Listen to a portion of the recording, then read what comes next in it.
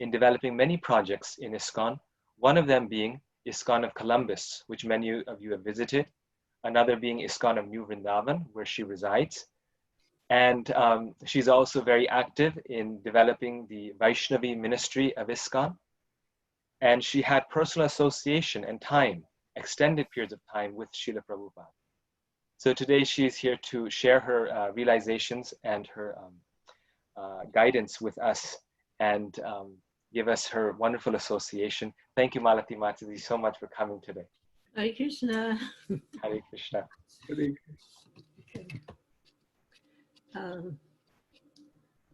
Just on, I can't remember your format.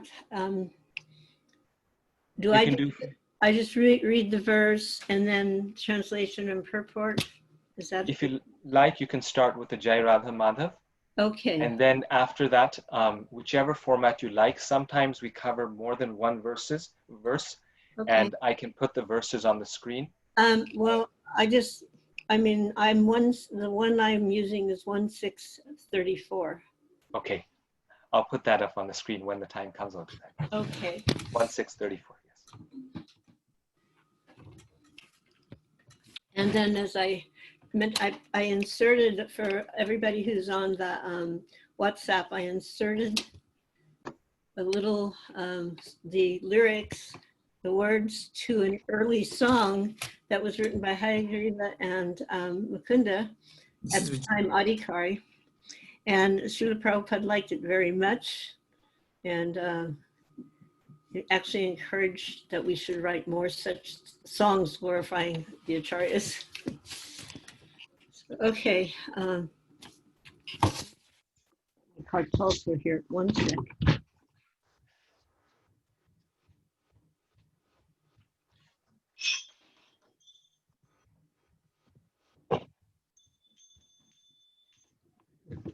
Okay. So, and it's like 1 hour, or if it goes over, or what? Tell me. It goes from an hour to an hour and a half, depending on questions and the speaker. So, yes. Thank you. So, my obeisances in regards to everybody present.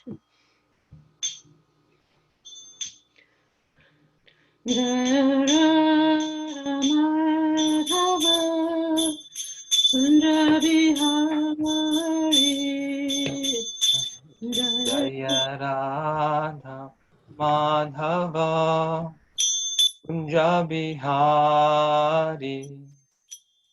Jaya Radha Kunja Bihari. Jaya Radha Madhava Kunja Bihari.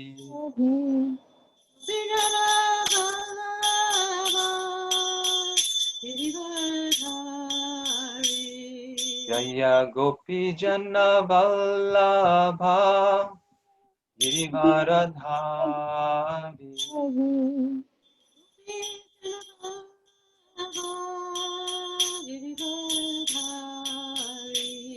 Jaya Gopi Jana Vallabha Girivaradhari.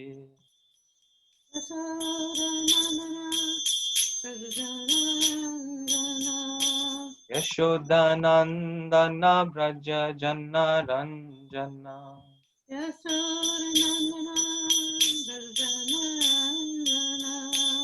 Yashodanandana Braja Jana Ranjana.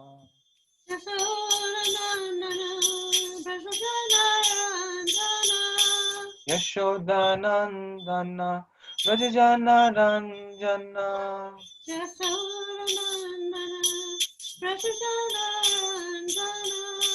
Yashodanandana Braja Jana Ranjana.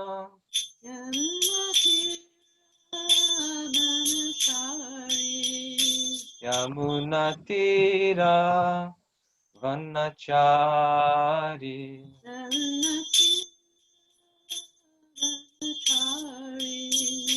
Yamuna Tira Vanachari.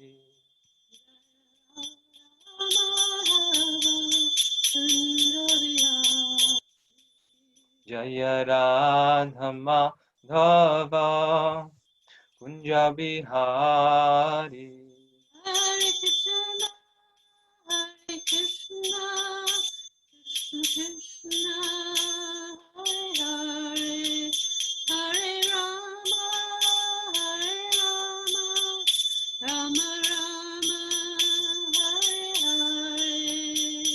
Hare Krishna, Hare Krishna, Krishna Krishna, Hare Hare, Hare Rama, Rama Rama, Hare Hare. Hare Krishna, Krishna Krishna, Hare Hare, Hare Rama, Rama Rama, Hare Hare. Hare Krishna, Krishna Hare, Rama, Hare Rama, Rama Rama, Hare Hare. Hare Krishna, Krishna Krishna, Hare Hare, Hare Rama, Rama Rama, Hare Hare. Krishna, Hare Rama, Hare Rama, Rama Rama, Hare Hare. Hare Krishna, Krishna Krishna, Hare Hare, Hare Rama, Rama Rama, Hare Hare.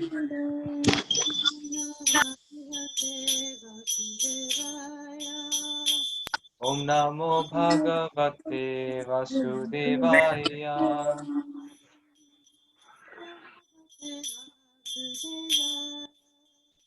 Om Namo Bhagavate Vasudevaya.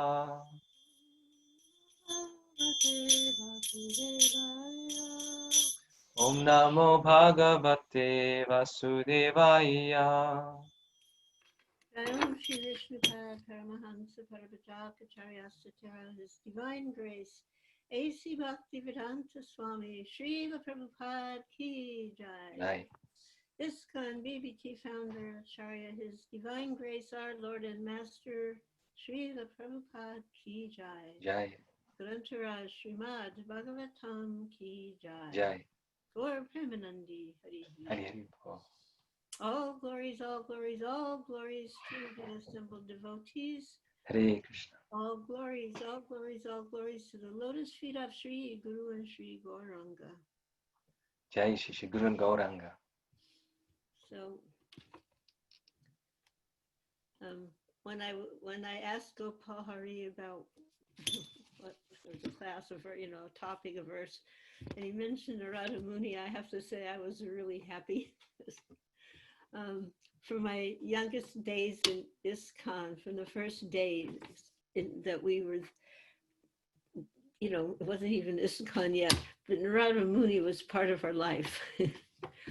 And I'm going to share some stories, maybe you've heard them, maybe not, about maybe five or six, where Narada Muni actually appeared during different programs and functions. And this was witnessed by Srila Prabhupada, who informed us.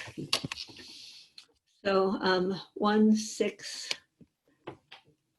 Oh, and this is a historic point here. Okay, it's October 11th, but on the 9th of October, just a couple of days ago, October 9th, 1966, was the first recorded ISKCON Kirtan. It was in Tompkins Square Park. So, Hare Krishna Kirtan, of course.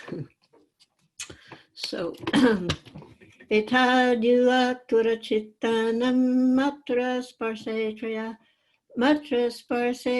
muhu bhava sindhu plavodristo haricharayannu varnanam. Now that I've mutilated it, I'm going to ask Gopal Hari to please chant it authentically. Matsi is very nice. I'll try also.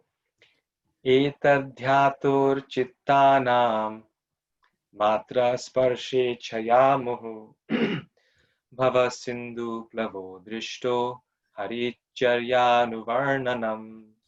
Thank you. So, I'll just go to the does everybody have this in front of them or not? Yeah. Otherwise, Yes, I mean, okay. it's Then, on the screen. okay, so then I'll go with this, the synonyms, not the cinnamon. And because sometimes people think it's not so important to include these, even some people don't even think it's so important to even, read the Sanskrit. But if you think about the fact that Srila Prabhupada included these words by words translation and the Sanskrit in the text, then it's hard to imagine it's not so important. So, etat, this. You can say it along. I'll just say it. We can say it together if you want. He, certainly, atura chitanam, of those whose minds are always full of cares and anxieties. Matra, objects of sense enjoyment.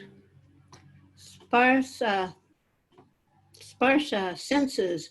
Ichaya, by desires. Muhu, always. Bhava, sindhu, the ocean of nescience. Plava, boat. Drishta, experience. Hari charya, activities of Hari, the personality of Godhead. Anuvarnanam, constant recitation. Let's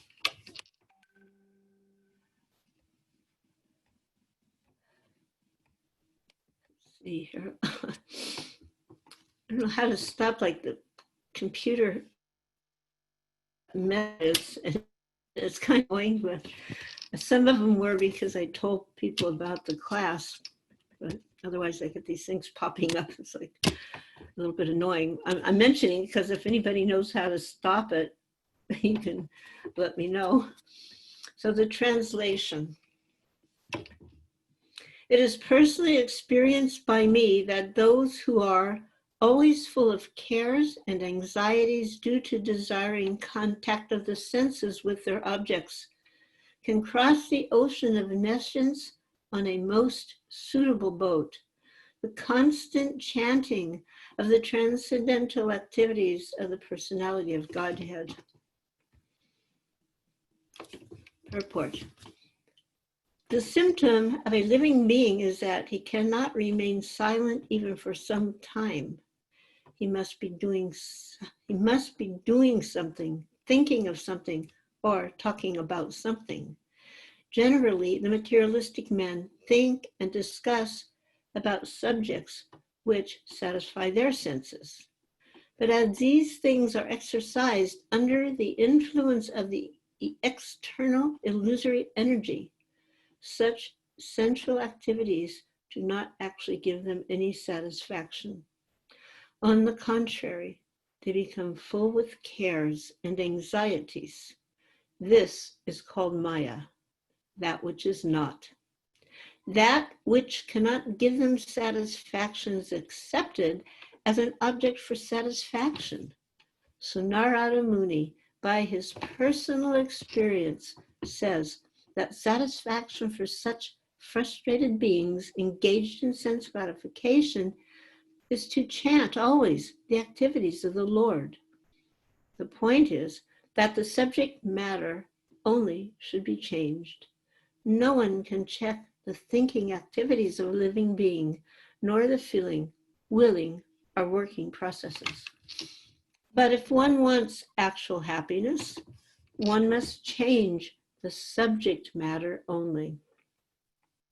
Instead of talking of the politics of a dying man, one might discuss the politics administered by the Lord himself. Instead of relishing activities of the cinema artist, one can turn his attention to the activities of the Lord with his eternal associates, like the gopis and the Lakshmis. The almighty personality of Godhead, by his causeless mercy, descends on the earth and manifests activities almost on the line of worldly men, but at the same time extraordinarily, because he is almighty. He does so for the benefit of the conditioned souls, so that they can turn their attention towards transcendence. By doing so, the conditioned soul will gradually be promoted to the transcendental position and easily cross the ocean of nescience, the source of all miseries. This is stated from personal experience by such an authority as Sri Narada Muni. And we can have the same experience also if we begin to follow in the footsteps of the great sage, the dearmost servant of the Lord. Oh, can repeat. It's nice to repeat. Even if you're at home on mute, you can even unmute. It is personally, and again, this is Narada Muni speaking, it is personally experienced by me that those who are always full of cares and anxieties due to desiring contact of the senses with their objects can cross the ocean of nescience in a most suitable boat, the constant chanting of the transcendental activities of the personality of Godhead.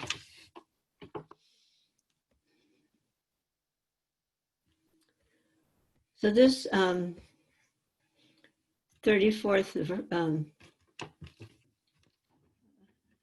the 34th verse in this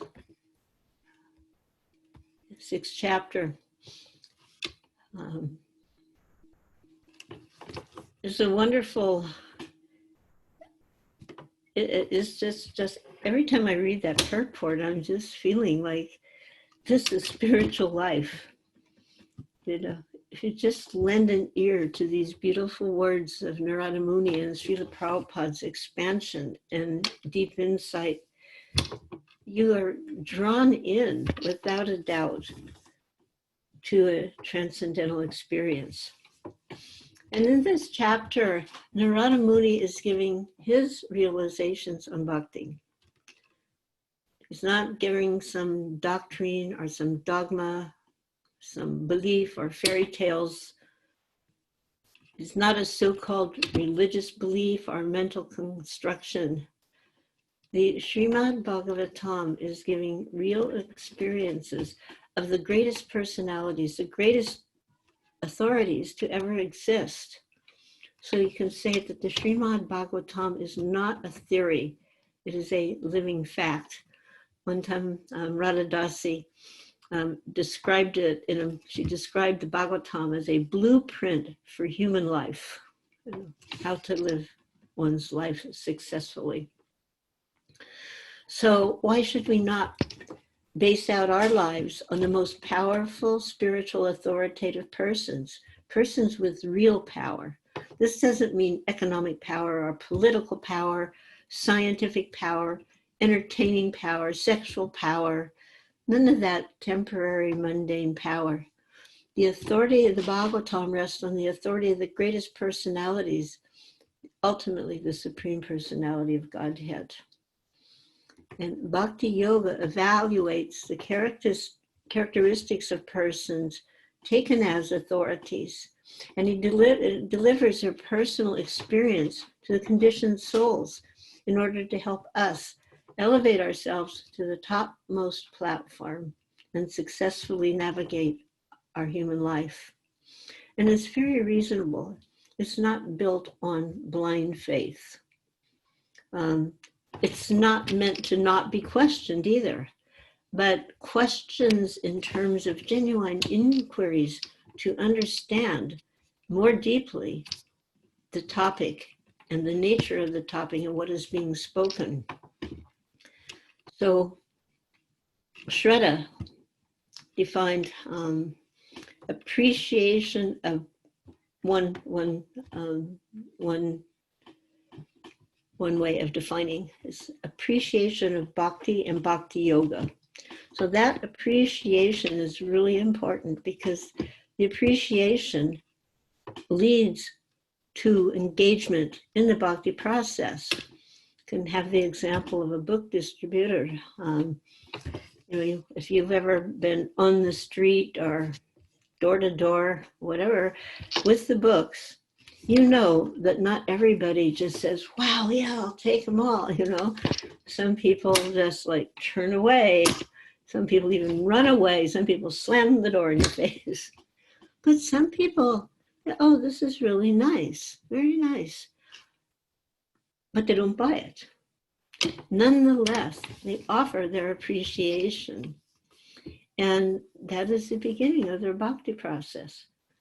Just appreciating Lord Krishna in this form of the Bhagavatam or any other book, just prasadam.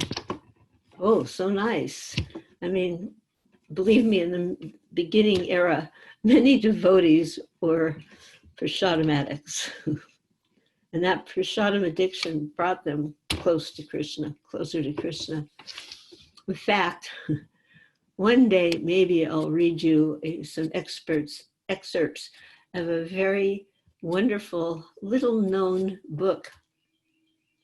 The name of that book is The Prasadam Addict. And it was written, it's a true story, written by a devotee who's no longer, he left his body. But it was a very enlightening experience. And it's one that it'll have you laughing, but laughing out of great joy and appreciation and the realization of how glorious prasadam is. The one just offers appreciation. Then that is the beginning of bhakti. And this technical and profound information was given by Srila Rupa Goswami. And he said that Shraddha is the tiniest appreciation for anything in relationship with Krishna. So the beginning is to appreciate Krishna, no matter how seemingly insignificant, But a belief, it's not a belief, it's a real experience. There's some movement, something's going on in the head, something's going on in the heart. Shraddha, in association with devotees, become strengthened. We hear so often about sadhu sangha, the value of it, and no less so in the case of Shraddha. So as devotees, members of ISKCON, we're not pushing for a particular belief system. And what we see here is that Narada Muni is giving his personal experience in bhakti, his attraction of what the glories of Krishna can do. Everybody wants an experience, And in fact, that's all some people want. They just go from one experience to the other, like, either like a fly or a bumblebee, or sometimes a mixture of both. They just want an experience. But, what about us?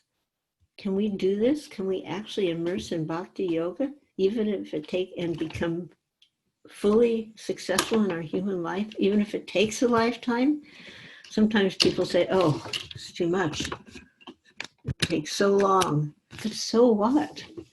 If we put our time to capture some material gain, material gain, like a new house, a car, a degree, etc., they're not just floating in the air and we grab them. They don't just fall in our lap. We put something into it. We put time and energy into it. So, and we want to capture, if we put that time to capture material gain, and that material gain captures us, our mind and our senses instead. So we're foolishly thinking we have some control, but actually that's not the way it works. So we don't want to, inherently, we're hearing the philosophy, we're accepting it, and at the same time, there's this little pullback, this little pushback, like, We don't want to fully give up sense gratification for a lifetime bhakti. We hesitate. You know, I actually had somebody tell me just a few days ago that she was being preached to by someone who said it was okay, like, you know, you can have both sense gratification and bhakti. Now, we don't disagree totally. We agree the senses have to be captivated and they have to be used in Krishna's service, so not in the service of our mundane concepts of sense gratification. Just was hearing Prabhupada say yesterday on one lecture that it's not that we say give up sex. No, you can go on having sex hundreds of times as long as you're producing Krishna conscious children. That is the purpose. The minute we deviate from that purpose, the mind is caught, the senses are caught, and we become bewildered and agitated. So if we don't want to give up sense gratification for a lifetime of bhakti and we're hesitating, it's not a very good thing for spiritual life, you know.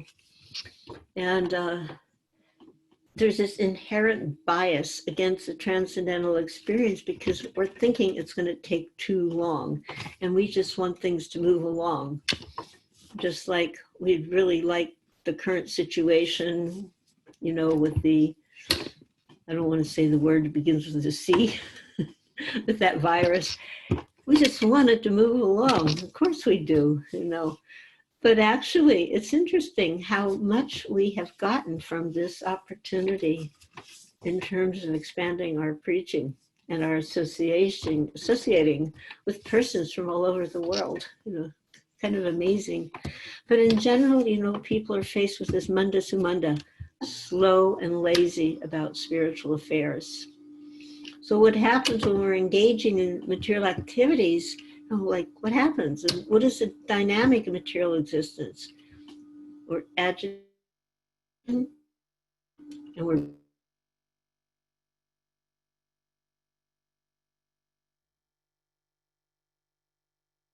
try to get some kind of so-called cure to, I just got a message that said my internet's unstable. Well, let's just hope we don't experience it. So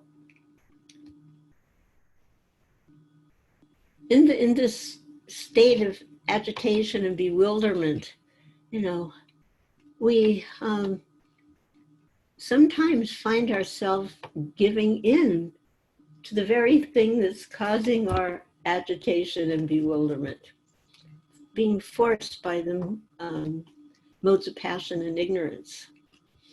So Prabhupada said that he was explaining, you know, there's kirtan is not just with kartals and mridanga, but he said two types, discussing Krishna and his service, and discussing the nature of material energy and the futility of material desires. That is also kirtan. You know, Prabhupada said reading Bhagavatam is kirtan. Reading, what is Bhagavad Gita? The beautiful song of God. You know, also kirtan.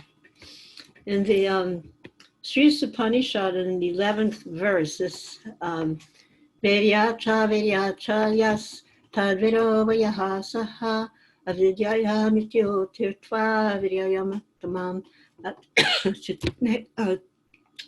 sorry.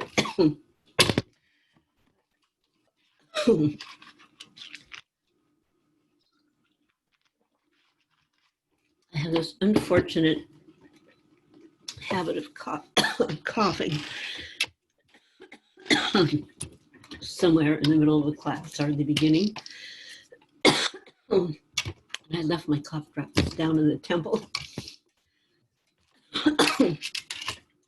So only one who can learn the process of nescience and that of transcendental knowledge side by side can transcend the influence of repeated birth and death and enjoy the blessings of full immortality. Well, this repeated birth and death is caused by our association with material energy and by our infirm resolution. It means we're not fully determined. We still feel the need to hang on just a little bit to sense gratification. So, sorry. So Narada Muni, in this chapter, he gives very clear instructions that when you desire the contact of sense objects, this metrasparsa, automatic anxiety, all in one package coming together with the territory, immediately sense gratification plus anxiety. And we have lifetimes of conditioning trying to separate matter from spirit. So in Kali Yuga, we think that some kind of material energy or material activity will relieve anxiety. And what do you think people watch sports for? Why do they go to the cinema? You know, why do they run? You see people all the time run. You know, just like they're not even going anywhere. They're just running, and they have a little thing on their wrist that tells them how many footsteps they ran, and etc. Just recently, a godbrother of mine, for some reason, he was into running, and he'd post his running scores, and then he had a great big, massive heart attack. He was over 40 days in the hospital. Didn't know if he was going to make it or not. And now he just got out, and he posted his walking score. So I would like forget the running, you know. But he's not even like regularly. He has to walking on a little, what do you call those, you know, walker things, you know. We have so many opportunities in front of us. Krishna, Maya. You know, so we have to choose carefully. And we think we're, you know, when my mind gets agitated and we're, you know, some different moods come over us, and then we look for some kind of relief, some, you know, from this anxiety, some kind of material activities, like people go to sports, they run, they do this, they do that. But that's not going to work. They'll just get more implicated in material energy. So we have to change the influence of energy that we operate by. And sometimes we even find it, Deva Amrit Swami, I just remembered something, like you said, a good point there. So I'm saying, you know, we have to kind of like change and that's pointed out in the verse, you know, we have to change the energy we're operating with. Deva Amrit Swami said, we have to change the umbrella we're walking under. We want to be under Krishna's umbrella, but we have to change the influence of the energy we operate by. And sometimes we find it difficult to accept that just hearing and chanting will have such a, you know, will have an effect that will actually change our lives. But in fact, that opportunity, that experience is absolutely available for anyone who's just willing to try a little bit, you know. And it's put down in this in the translation that Narada is saying, always experienced by me. Those who are always full of cares and anxiety due to the contact of the senses with the objects, we can cross the ocean in essence on a most suitable boat. And that most suitable boat is chanting, constant chanting, not just the chanting, just chanting, but constant chanting of the transcendental activities of the personality of Godhead, Kirtanaya Sadahari. So usually what happens when we first get in contact with the devotees, with Krishna consciousness, we feel very eager. First of all, there is some relief. In general, most people will feel some little relief. some of the burden of pressure kind of dissipates. And we feel very eager to tell the whole world that hearing and chanting will solve all the economical and political conditions. And, but sometimes we kind of like, okay, we know that now, but then we kind of fall back a little bit, you know, because why? Because we don't hang on so tightly that we realize actually, I use this example, if you drive, you know your car generally has a cruise control. So this cruise control, you just put a little, you know, you're going a certain speed, you press this button, and that will maintain the speed without you having your foot on the pedal, right? Well, sometimes what happens when you're driving in cruise control, actually this happened to me yesterday, I had to drive over to Columbus and back. I put the car in cruise control, I was listening to some nice tape of Prabhupada, actually Upanishad, and beep, beep, beep, beep. I wasn't beeping, people were beeping at me, and I looked at the speedometer, and the cruise control fell out. And I was going foolishly slow on the motorway where, you know, 70 miles per hour, and I'm like down there at a little over 40. So in spiritual life, you have to keep your foot to the pedal. You can't relax. You can't go into spiritual cruise control because it doesn't exist. You'll just, and you might not even realize it. You're slowly going down. And then one day, where did my taste go? What happened? Where did my enthusiasm go? Put your foot back on the pedal. And what is the pedal? There's that constant hearing and chanting in association with like-minded devotees. So just like we want to tell people, but sometimes everything, but then sometimes we use our problems to increase or decrease our spiritual activities. In other words, some people get really involved in their problems and they really like to talk about their problems. Arjuna went through that phase, you know, hesitating, and he was expressing his hesitations. So, of course, Lord Krishna was there personally listening and instructing him. But we have been left with the beautiful words of the Bhagavatam filled with instructions of all great saintly souls like Narada Muni. And he's testifying that the essential response to these moments when we find ourselves not so enthusiastic, we find ourselves cut up or bewildered, is to take shelter of Krishna. And how is that? By hearing and chanting in association. And Srila Prabhupada emphasizes the same again and again. It's like the universal therapy. Take shelter of Krishna. You know, we have to see the root of all problems comes by the neglecting of Krishna. And for clarity, we hear and chant about Krishna.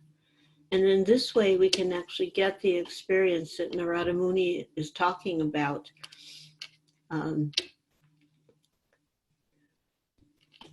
Prahlad Maharaj was saying the same thing, that where do your anxieties and misery come from? As soon as we plan, as we begin to plan, instantly anxiety and problems begin. But we don't understand that. And then we try to make more plans to get out of the anxiety and problems that resulted from our attempts to plan. So we can't stop thinking, we can't stop feeling, we can't stop willing, and the deep art, as mentioned in the purport, is to convert everything into a spiritual existence by the service attitude. And there is really so much scope for dynamic service in Krishna consciousness.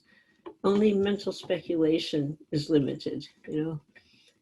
We'll fret, we'll lament, what will happen if I give up my activities, my material activities, what'll happen? You know, we get a little fearful, especially if you have families, it's like hard to conceive. But nobody's saying give up your families. Nobody's like telling you to do that. Just convert it into Krishna's service. In this time in history, 18 to 35-year-old people are the most anxious than any other time of history. The students are worrying if their education will become obsolete in 4 or 5 years. Then there's the debts, you have to repay that money you spent to get the education that you're now fearful about because you don't know if it's still going to be relevant, fearing that a machine will take your job. And then the whole, relationships nowadays, the whole material outside material relationships is like what they term it a hook up and leave culture. There's no fidelity. There's just quick stamps, people are disposable. Find another person, find another experience. And people get nervous about religion, But actually, we're not presenting religion. We're presenting spiritual technology, spiritual science, jnana vigyam, wisdom, and the experience of applied wisdom. And the whole temple experience is actually for engaging the senses in Krishna's activities, the hearing, the chanting. We smell the incense that's offered to Krishna, the flowers that are offered to Krishna. We see the beautiful form of the deities. It's to engage our senses. And Krishna rescued Arjuna from depression and indecision and confusion. So the potential is there for the scientific spiritual existence. Srila Bhakti Tirtha Maharaj had his e-fast. It was the Institute for, what was it now? Spiritual technology. Anyway, he was really appealing to people on this level, institutional level of a spiritual experience, but a scientifically spiritual experience. And people were attracted by that. So Narada Muni's experience is so important. He occupies the first canto, and it's there. And then throughout, he's popping up. The whole development of the bhakti experience is outlined and delivered by Srila Narada Muni. And Srila Bhakti Vinod Thakur, he's showing the deep potential of household life. As this one poem he wrote, Shuddha Bhakti Bhattarana Reno. And in that, he's describing how you perform, this is for householders, of which I think everybody mostly is here, is performing arti in the house. And then he says, the whole house, by you performing arti, your whole house becomes transformed into Goloka Vrindavan. So this is potential, just a glimpse of this is the greatest luxury and wealth in the world. And we need to see what is the goal in order to make progress. And we have to be convinced that, yes, I want this Krishna consciousness. Even if there is some difficulty, never mind, I want it. Was going to college for 4 to 8 years an easy ride? Definitely it wasn't. And maybe sometimes you just thought, oh my God, but you didn't do it, you stuck it out. Of course, I'm saying this, I'm a total hypocrite because I started out in college. 3 months later, I said, what am I doing here? These people are insane. And I just remember walking down the stairs, had my books in my hand. I put them on a bench and walked off the campus and never came back. But I'm not, suggesting that as the solution. For me, it was perfect because that detour, I ended up with Srila Prabhupada. Prabhupada's so kind, he's now fully available. So we can follow the experience of Narada Muni and follow the solution that's given, this boat, this boat that will cross us over the ocean of nescience. And that boat is described in the verse of the hearing and chanting of the glories of the Lord. And Krishna puts devotees everywhere, not only Narada Muni, but his representatives, even all the spiritual masters and all the devotees who are preaching the message of Lord Chaitanya are all representatives of Narada Muni. And the message is the same. Srila Prabhupada was a foremost emissary of the message of Narada Muni. And it begins with the Shraddha deepened by association of devotees. And if one has that desire and makes the effort, then the super soul within will arrange. So what is the time frame right now? It's 11:50. So And yes. can I keep going? Sorry, it's 12:50. Your No, time I see the yes. time, but I want to know. Oh, yes. However long do you like? 15 minutes, 20 minutes more, and then discussion. So well, I wanted to tell this one. This is, how many of you have read the Hare Krishna Explosion? How many of you even know about it? Yeah, well, the professor would. But this is a really beautiful, intimate insight into the early days of the Hare Krishna movement by one of the earliest members, H.G.Mālatī Dasi. So he's telling a little experience and how that we would go to the park on Sundays, the Golden Gate Park, and we would have a kirtan. And at that time, Sundays were like a day people didn't work on Sundays. Not anymore, but back in those days, they actually didn't work. This is the 60s, and they still, Sunday, you didn't work. And in the park, there would be Christians and Muslims and Jewish people and Buddhists and the Hare Krishnas, all with little banners proclaiming whatever we might be promoting. And we had kind of marked our spot on a place called Hippie Hill, and we set up the kettle drum, and Haridas, Mukunda, Shamsundar, Subal, and Upendra, they were sitting in a circle on the grass, and we start to beat the rhythm slowly on the kettle drum, and the cymbals are crashing, and Haregriva would make these kelp horns. You know what kelp is? Like from the sea, from the ocean? Big, big, big. And he would dry them out and then make a hole, and he would blow on this horn. One time in a letter, Srila Prabhupada was telling Haregriva that he missed him bugling on this horn.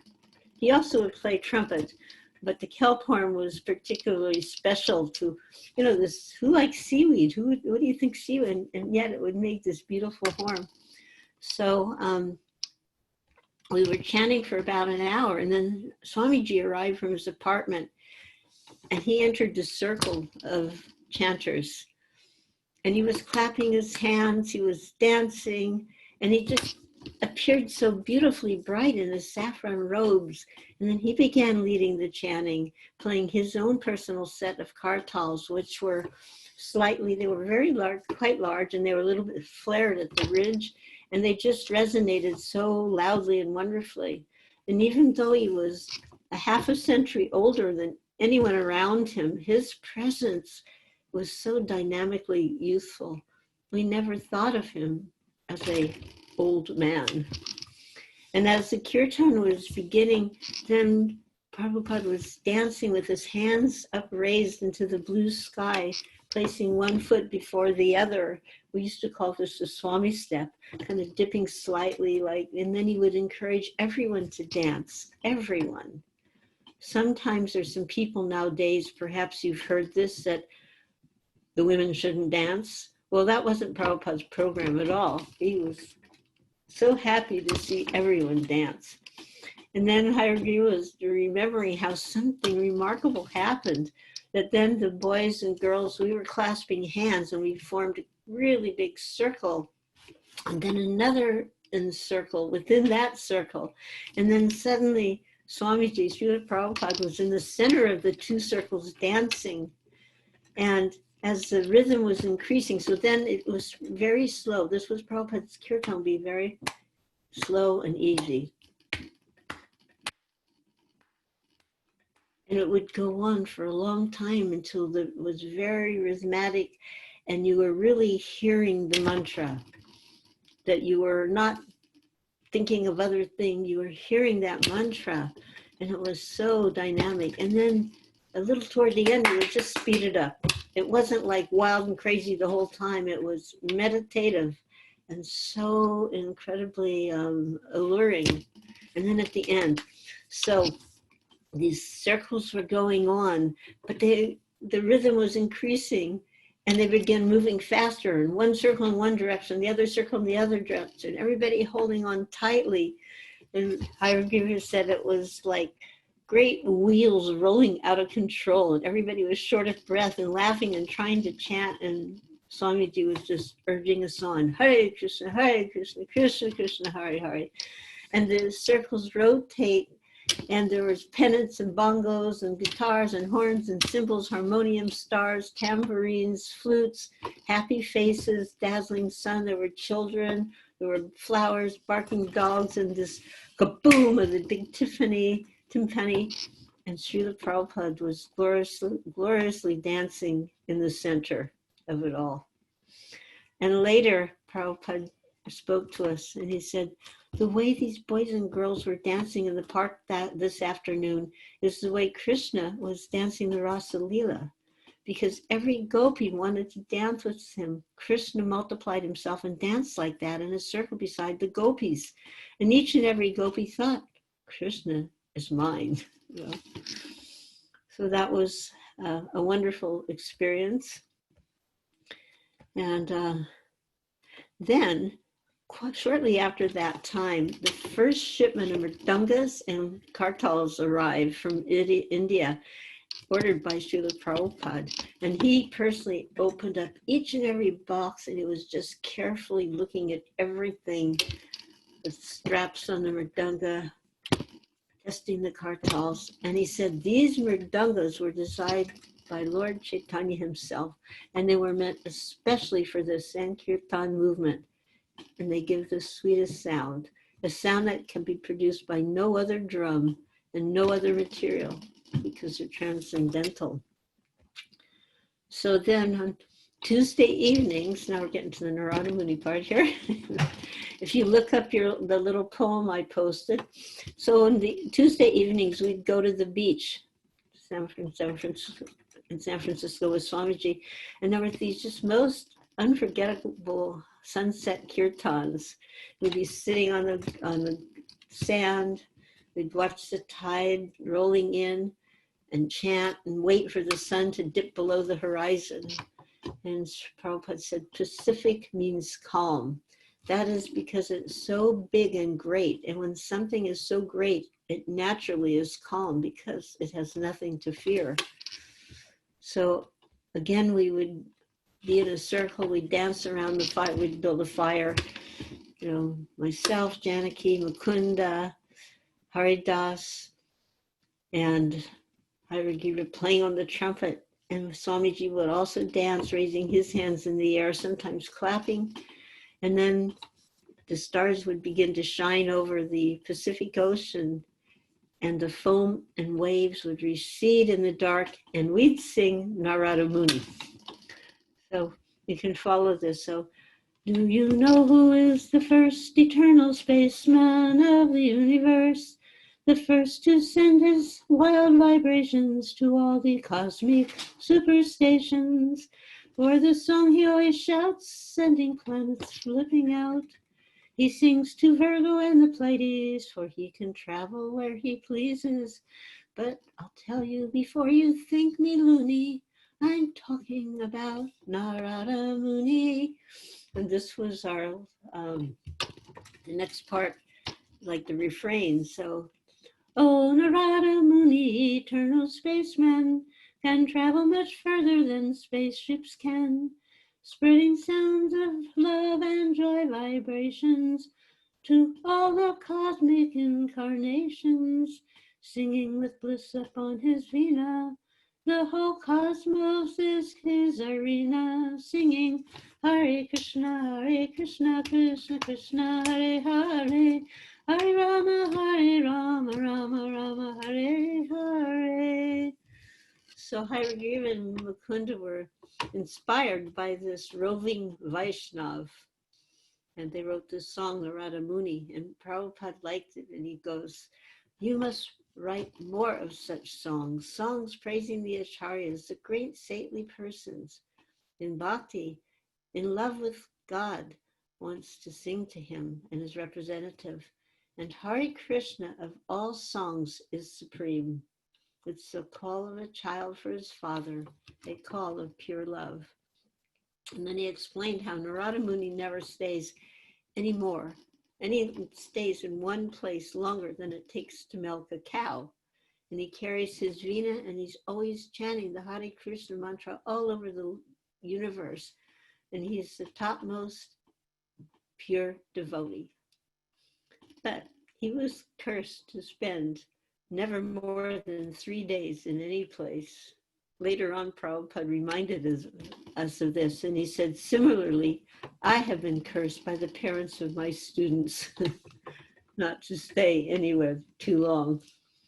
So after the final kirtan on the beach, we're huddling around the fire, and when we bowed down on the sands, Srila Prabhupada Swamiji was saying, oh, glories to the assembled devotees, oh, glories to the assembled devotees, all glories to the Pacific Ocean. And we all laughed, including Srila Prabhupada. So I know of, and there may be more, but a few incidents where Narada Muni appeared in ISKCON in Prabhupada's presence. So the first one happened in San Francisco. It was toward the end of 67, beginning of 68. And we'd arranged for a program that we thought was going to be very well attended. And it was arranged, it was our first attempt at something a nice place. And we thought we had done a good job to advertise, but when we got there, there was mostly us. Not so many people who came. And it was a really beautiful place, a nice venue with padded seats, kind of slanted. So you could see there was a balcony, there was a stage. And we're feeling like when we realized not too many people were there, it was like, 80% empty. Well, you know what they say, the show must go on. So Prabhupada was introduced, although in the pit of our stomachs, we were just feeling horrible, like, oh my God, what had happened here? But Prabhupada stood up and he just lectured so wonderfully. Later on the way back in the car, Govinda Dasi expressed our sadness. We're so sorry, Swamiji. He turned, he was in the front seat, he turned, why? Well, nobody came, hardly anybody came. And Prabhupada said, oh, you did not see? Narada Muni and Lord Brahma were there. Narada Muni was there. And no, we did not see. And then in London in 68, we had this series of lectures with Srila Prabhupada in Conway Hall. And again, there was a very interesting situation. He would quite often ask Jamuna to lead kirtan. And at the end, or sometimes the beginning, in this case, it was at the end of the lecture, Jamuna was playing harmonium, she was leading, and suddenly Srila Prabhupada started singing on top of what she was singing. But he wasn't singing the mantra, he was singing something else. And she kind of looks up, there's a picture of this with a surprised expression on her face, like, should I continue? And he's indicated she should continue, but he's singing over on top of her. And he was singing the Narada Muni song, not our English one, but the Sanskrit one. And is it Sanskrit or Bengali? You know? Anyway, And then, so that was, so the next day she was like totally bewildered. What was going on? She asked Prabhupada, what was going on last night? You were singing and I was saying, what was going on? He said the same, oh, you did not see? Narada Muni was there. And during the installation of Radha London Ishwara, the same thing happened. Oh, you did not see. We were just Narada Muni was there and Lord Brahma. And then he instructed us to put asans on each side of the altar, one for Narada Muni and one for Brahma, so they would have a place to sit when they would appear. And then Shruti Kirti reminds that Srila Prabhupada said that both Narada Muni and Rupa Goswami were present for the initiation ceremony that was performed in the courtyard of the Damodar temple during Kartik of 1972. So not only Narada Muni, but Rupa Goswami. And in 1975, during a class in the temple in Hawaii, Prabhupada appeared to freeze up mid-sentence. And he was looking stunned that seemed like for more than a minute. So the devotees softly began chanting the Hare Krishna mantra. And then Prabhupada joined us again in our dimension of reality. And he stated, Narada Muni was just here. And then he just continued the class exactly at the point where he left off, as if nothing extraordinary had happened. This was told to me by Mahavishnu Priya Devi Dasi. One time, Srila Prabhupada was with his entourage in the elevator in New York Temple. This was the one on 55th Street, a great, big, beautiful place. So they had an elevator. And Prabhupada again mentioned that Narada Muni had been present in the elevator. Nobody else saw him, of course. That was told to me by Parakanta Devi Dasi. And again in New York, this time it was at the temple that's in Brooklyn. It was in Brooklyn on Henry Street. And he had just completed the morning Bhagavatam class, and he was walking toward the door to return to his quarters. And he turned toward the altar, and then he just like froze.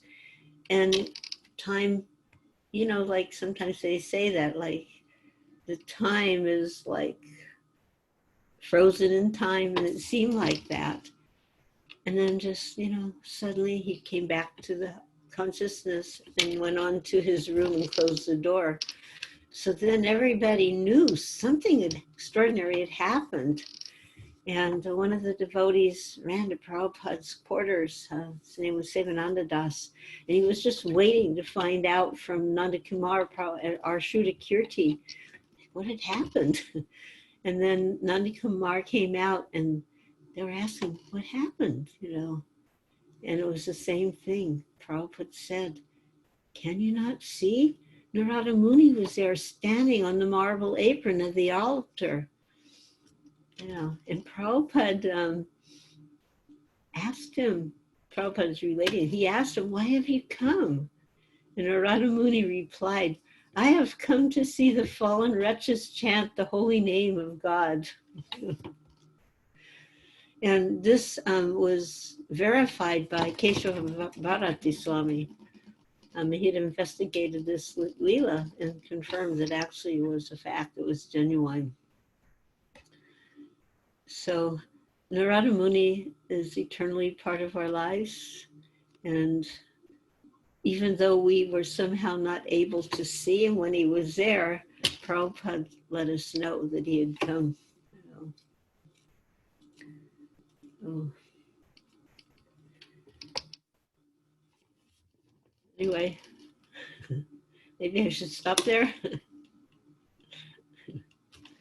Yes, this is a very, very amazing narration, and it's a wonderful time to take questions and discussion,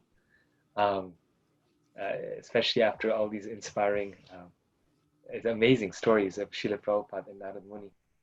Yeah, Prabhupada is amazing, and whatever he relates to us is also amazing. But it's a transcendental amazement, you know.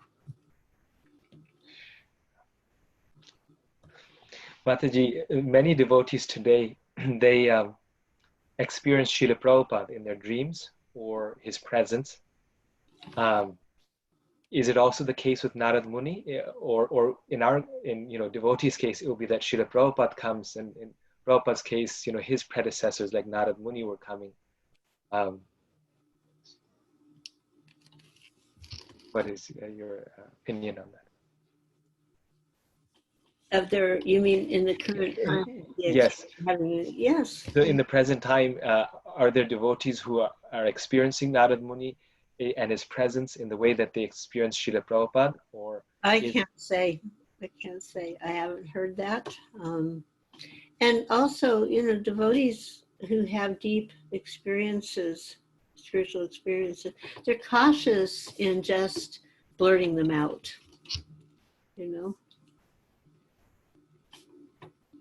But certainly someone who becomes very deeply realized through the process by taking that boat of chanting and hearing, they may have such experiences, but they're not going to come out like, hey, guess who I just sat down with? Guess what, it's very intimate.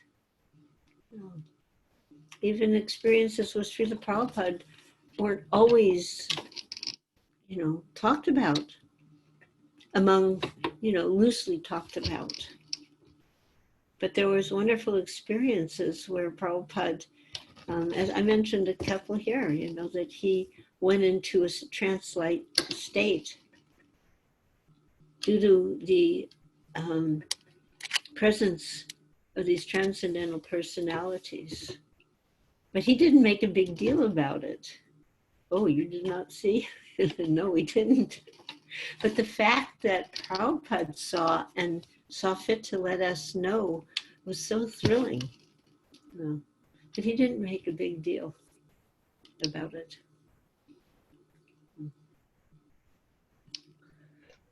Other questions? Raj, do you have a question, Raj? Hare Krishna. Hare Krishna. Hare Krishna. Mataji. I don't have a question, but I was just reflecting on a couple of things. First one is about the religion not being like a religion, but a spiritual technology where we apply the spiritual experiences. That was wonderful, Mataji, because I was always thinking how we can apply the spirituality in what we do. And this sort of gave me a pathway, how I should look after the spirituality, not different from the material world, but as a part of application of what we do. And the second thing is about the cruise control you explained. It was so relatable. We cannot just simply put on cruise. We can't be on cruise control, and we have to be very aware, be in the moment. That was wonderful, Mataji. Thank you so much. And when we find ourselves in that situation, reapply the foot to the pedal. That means, in other words, grab your beads. Pick up the book to read. Attend a class. Yes, Mataji. Those are my two big takeaways from today's class. Thank you. Hare Krishna, Mataji. Hare Krishna.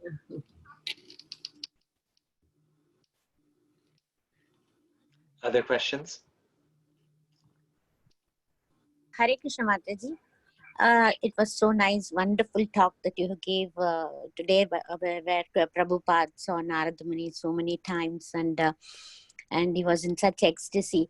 And I heard even once he met, he had the darshan of Lord Krishna. He was having darshan of Lord Krishna. He was never without Krishna. Yes, he was never without Krishna. He was seeing everything in relationship to Krishna. Yes. We're still trying to put it together. Theoretically, we know Krishna's in everything, Krishna's everywhere. But we haven't realized that in a way that allows that to be our constant state of existence. Srila Prabhupada was never without Krishna. He was always seeing Krishna everywhere. No. Fully absorbed. Sometimes people say, oh, he was focused. He wasn't focused. We have to focus. That's a separate activity. I have to get my mind focused. Prabhupada was fully absorbed, always absorbed in Krishna. Fully Krishna conscious. Yes, Mataji. Thank you. Thank you so much. Hare Krishna. Hare Krishna.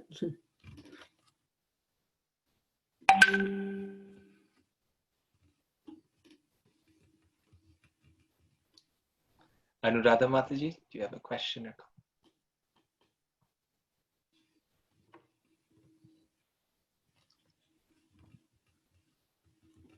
Venkatesh Prabhu, would you like to add something, a question, comment? Or please make some comments, you know. These are mature people, they have.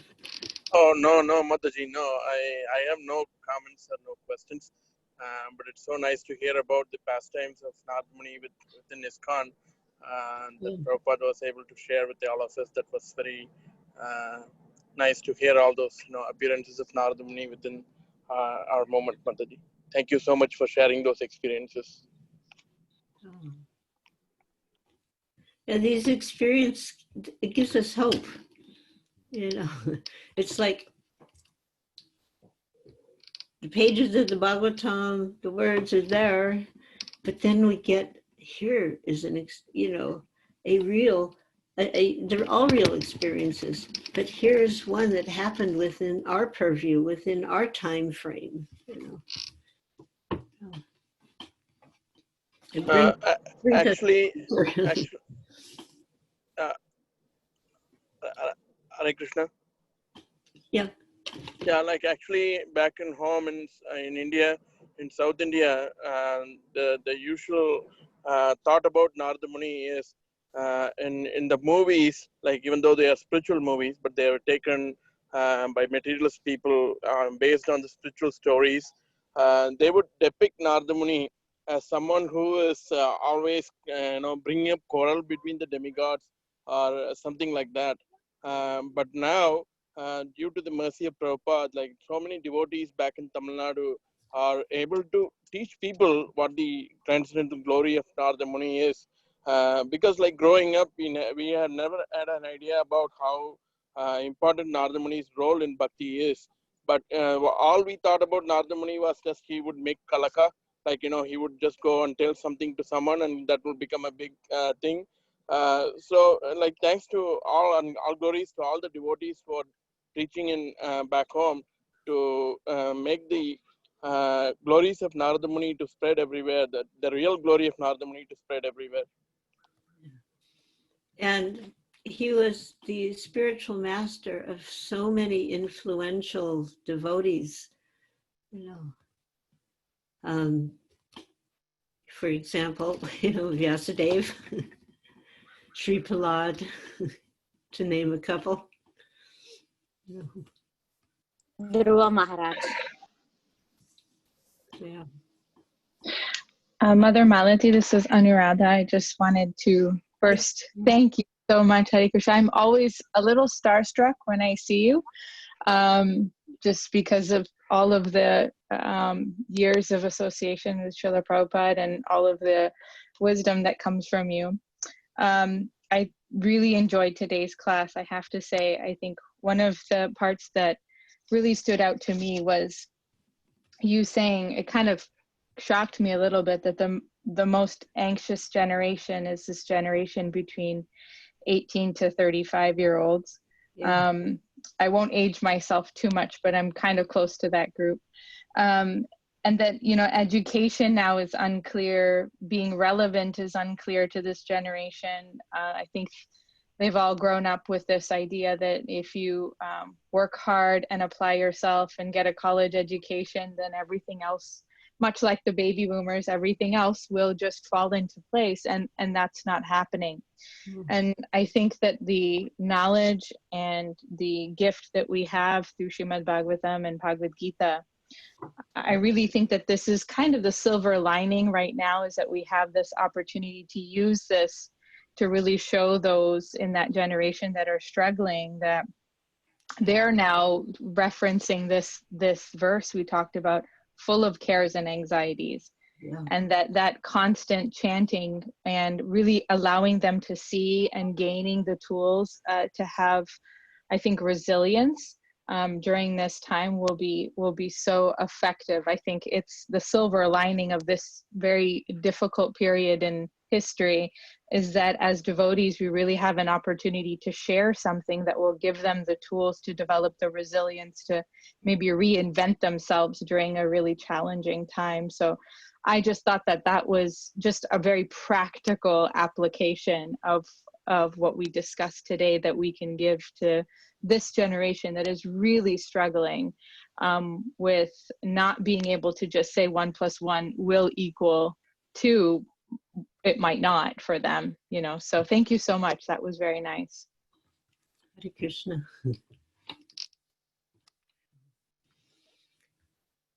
And it's actually really giving an opportunity for the Sankirtan movement to once again expose people to the holy name. Like up in New York, they're going out into the Union Square and other places, chanting the Hare Krishna Mahamantra, Union Square, Washington Square Park, other places, giving an opportunity to hear again the holy name of the Hare Krishna Mahamantra.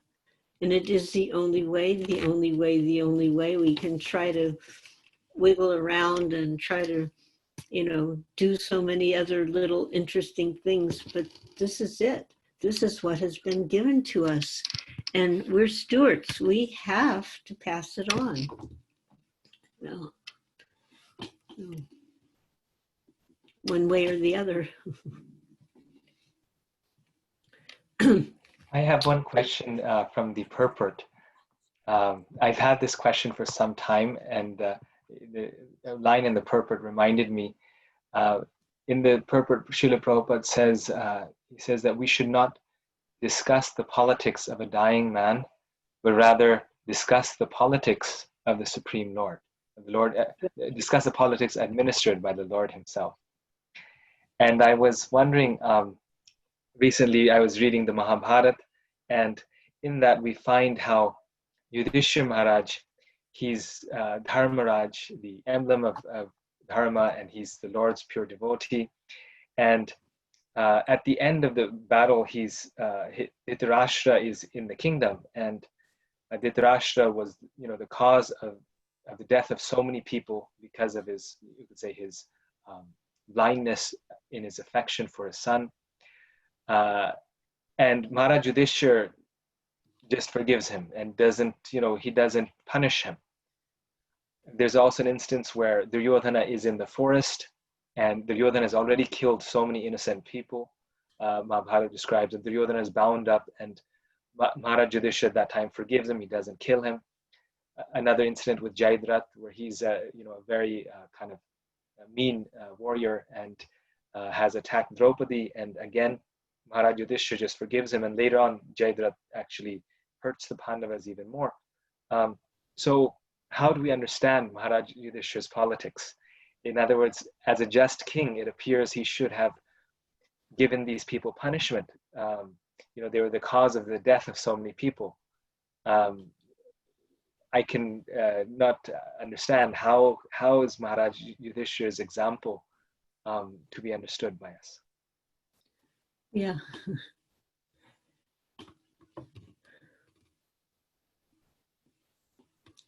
Because Maharaj Yudhishthira was a soul surrendered to Krishna, his actions were always aligned by his connection with Krishna.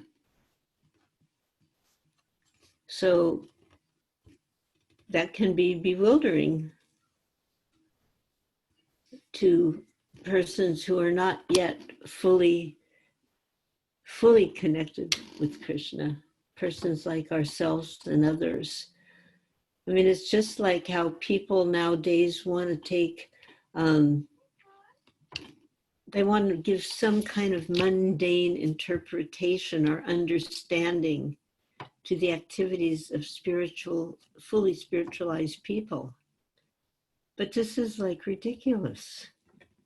We should be trying to understand. We can't understand because we're still like 1 foot in Maya, 1 foot in, like, Krishna, Maya, like that. We're like flipping around back and forth like that. And because we're still connected to Maya and we're trying to give some worldly, mundane worldview interpretation, that we're not able to understand what's going on. This desire for a worldview explanation just spoils everything. Krishna, I'm just getting visited by, I'll show you who's coming. She's standing right there. And does this all the time.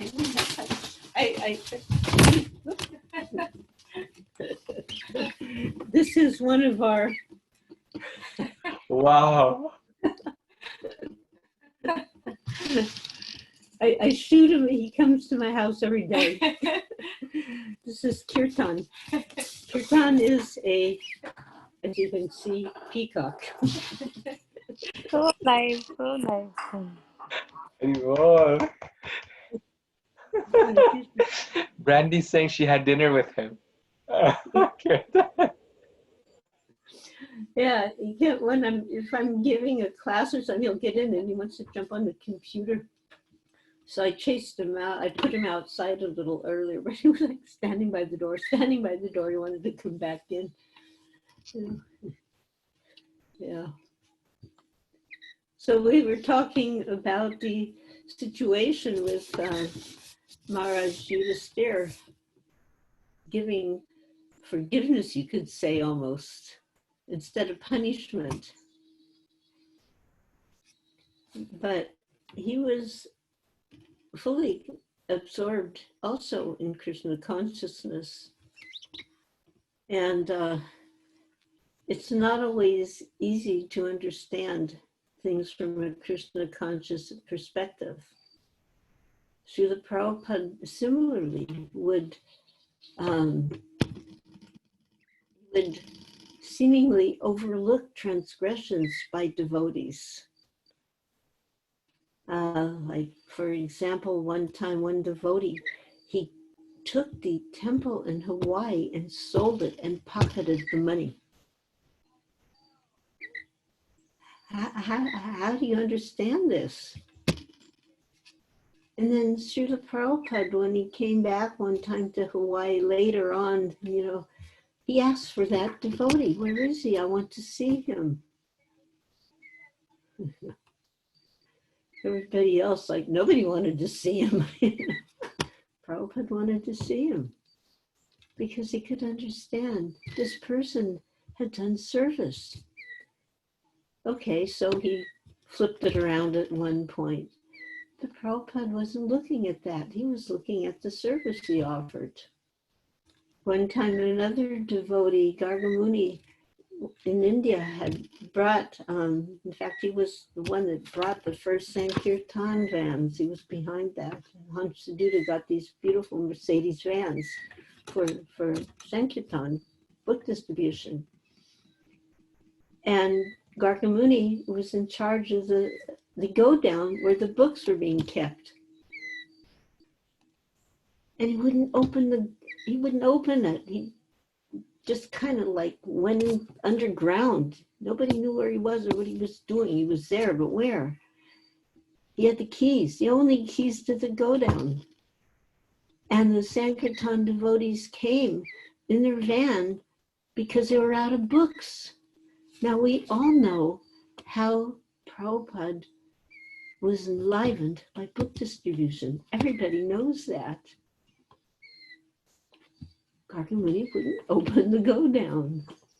So the devotees finally came to Prabhupada complaining. He just said, I know, but what can I do? He helped me. Who gave Prabhupada the first dictaphone? It was Gardner Mooney. Brahmananda and Gardner Mooney were the first ones to help Prabhupada just get things going in New York. Prabhupada said, what can I do? He helped me. We can't understand this, you know, we're so like, we're oriented towards a certain type of success and situation. You know, you know. It'll take us some time to really understand these things.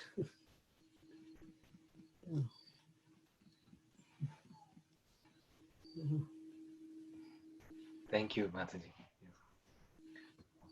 Even if we hear the answer, we're not going to get it. You know, we're like bewildered. Yes, Srila Prabhupada says we cannot understand the mind of a devotee.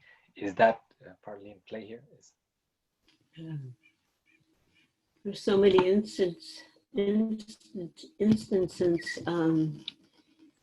Actually, there was a discussion going on between Prabhupada disciples just in the last day or so.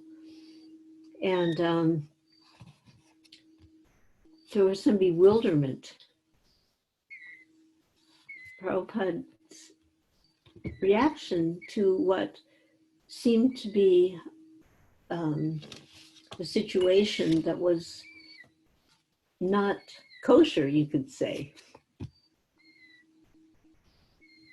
And one devotee reacted to the situation in such a way that really disturbed Prabhupada, because the way he reacted caused this other devotee to retreat further away from Prabhupada's service. And Prabhupada was very disturbed because he wanted, he really loved this devotee. This devotee had done so much service, powerful service, and now he was experiencing difficulty. And the way this devotee reacted just caused him to retreat. I wanted to save him. I didn't want him to go away further. But you've reacted in a way that has caused him to retreat. And we can't understand these things. No. But Prabhupada was always trying to bring the devotees back to Krishna, to save us. No. No. And he didn't spare any efforts for that. Sometimes we get so annoyed with people, you know, this is like, you know, like what they're doing doesn't fit our agenda. Prabhupada's just thinking, how can I save them? How can I save them?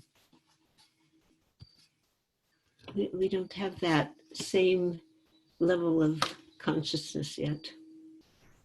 No.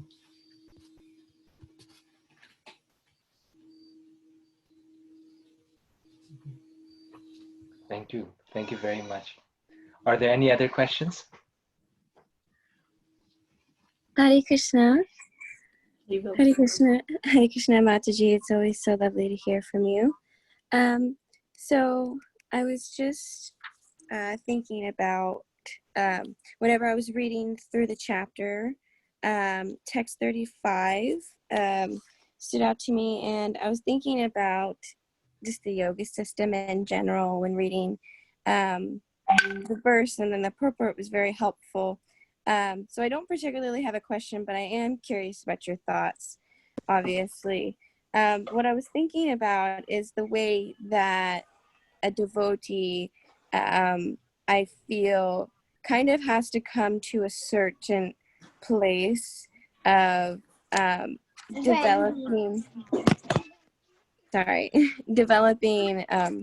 different qualities, or like different senses and different strengths before before meeting Krishna or before pursuing spiritual life. because I feel like, you know, there has to be kind of a level, a base level of renunciation and I don't know if I'd say self-control at all, but what do you mean by renunciation? Well, I was just about to say, like coming to spiritual life, I feel like there has to be some kind of initial interest in letting things go, but it's hard to do. So I feel like that's part of the pursuit of spiritual life, is letting things go. So, you know, before like really pursuing Krishna, somebody like before I came to Krishna consciousness, I had the idea of wanting to live more of a renounced life, but it's not something that's particularly easy to execute. But what do you understand about renunciation? Oh, probably nothing. So renunciation means giving up, trying to satisfy sense gratification. Mm-hmm. The desires will be there, but most of us, most persons are bewildered by this, and they still want to satisfy these desires or alleviate these desires to some degree. But actually, real renunciation is just not acting on the level of sense gratification, giving up the desire to serve the senses, even when the senses are demanding attention.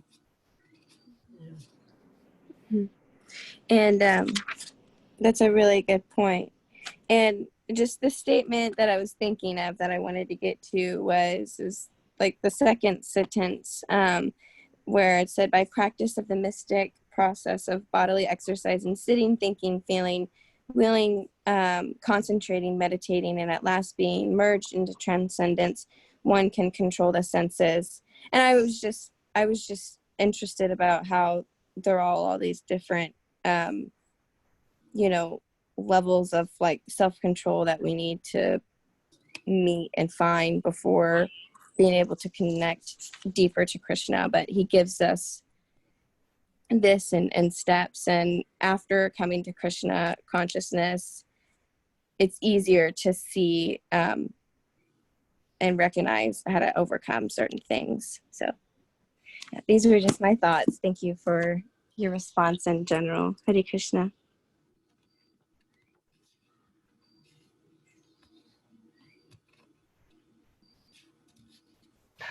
Thank you. There's also a few families that have joined from ISKCON Cincinnati. Would anyone from there like to give a comment, question?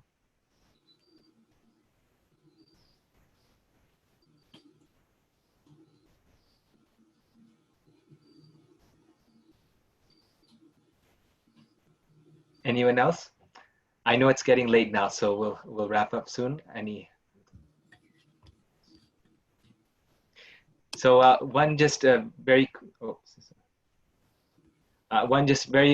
quick announcement before we thank Mataji. Anuradha Mataji, who was on the call, she just left recently. Her brother actually set up the ISKCON Indianapolis website. So we want to thank her for that. And they did a really nice job. And Andrew, who's also on the call, I believe, he recently just added a contact form on that website. It's right on the bottom. If you scroll all the way to the bottom, it's iskonindy.com. And you scroll all the way to the bottom, you'll find the contact form. There, we would request you to fill out your email, your address, and your birthday.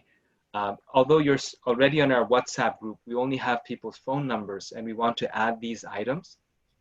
And the wonderful benefit of doing that is that Govardhan Puja is coming soon. Diwali is coming soon.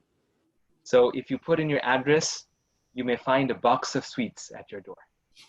So Govardhan Puja is the festival of prasadam. So we are thinking along those lines. And so there'll be benefits to just filling up that form.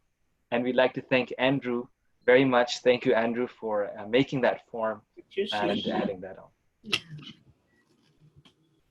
Andrew, are you on the call? Yes, I'm right here. Sorry. Many of you haven't met him before, a very wonderful devotee, and he's helping, he's a tech expert, so he's helping a lot.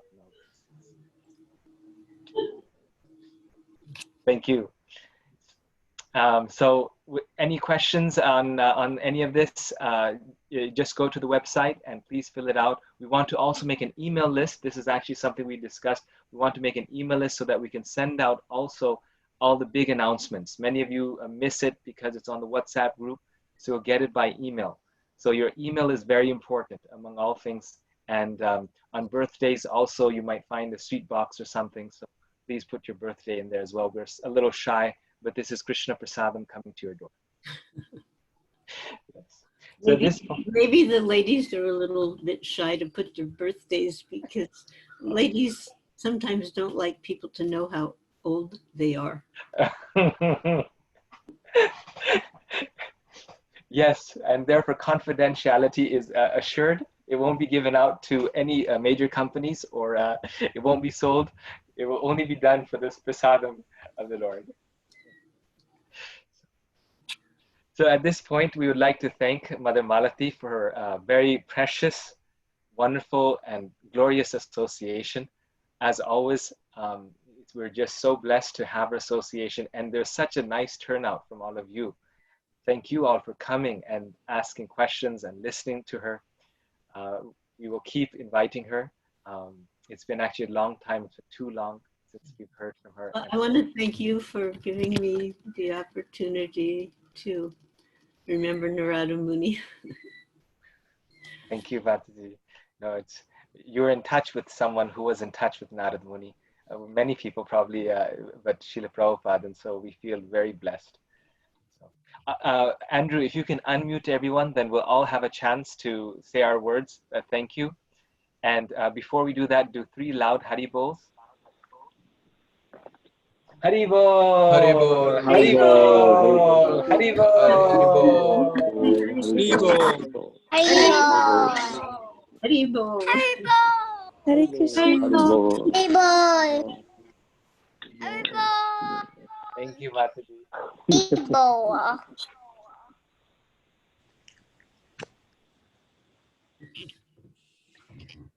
So I want to let you know that at the end of the month, I think it's the 31st, there is a 24-hour kirtan in New Vrindavan. It's both online and in person. So however you can join us, I'm inviting you and requesting your presence. Oh, that would be great.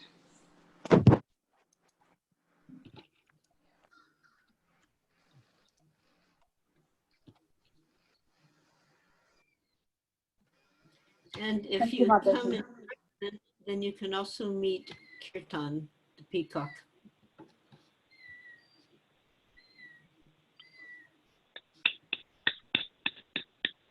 Thank you, Mataji. Thank you, Mataji. I'll try to be there. Oh, thank Hare you. Krishna. Hare Krishna. Hare Krishna. Hare Krishna, Mataji. Who is that? Who's speaking?